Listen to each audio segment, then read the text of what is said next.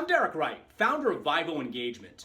Our sole purpose at our company is to create laser focus on the issues that prevent agencies and branch offices from developing and retaining the talent that they work so hard to recruit. Today, I'm going to talk to you briefly about culture. You know, business has so many similarities to professional sports. In each one, it takes talented people to succeed, raw materials. But what happens as all the talent is thrown into the mix and someone yells, "Get to work"?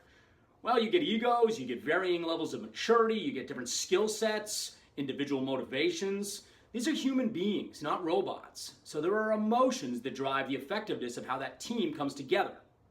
So you're a manager of your team, your organization, and you're saying to yourself, "Yeah, Derek, I get that. I'm the leader. I need to set the tone." Well, yes, that's true, but there's more to it than that. If you're a New Englander, and I apologize if you're not, this stuff is religion where I come from, think about the 2013 Red Sox World Championship season and the dynamics that led that team to succeed. First off, you had talent. You had all-stars like David Ortiz, John Lester, Dustin Pedroia. You had young guys like Xander Bogaerts and Daniel Nava, Will Middlebrooks, and others. All of these guys were just breaking into the majors at the time. Somehow, during the course of the year, everyone in the ball club stopped shaving. Turned out to be a defining team-building moment that brought everybody together in the clubhouse and really kept everyone loose. And you know who led the way on that one?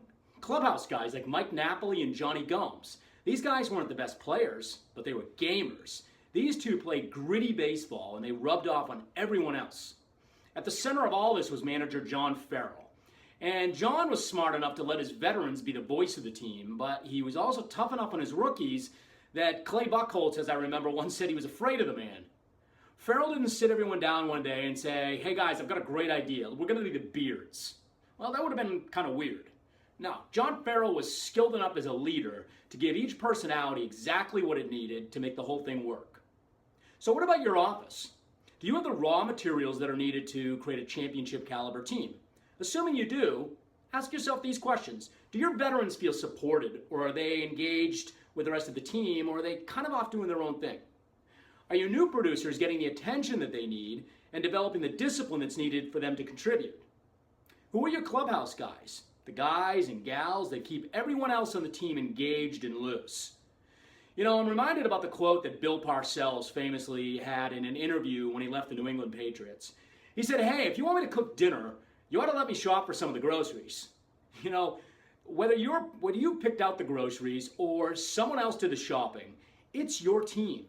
Leadership is about fulfilling the individual needs of every player on that team so that the collective team can win a championship.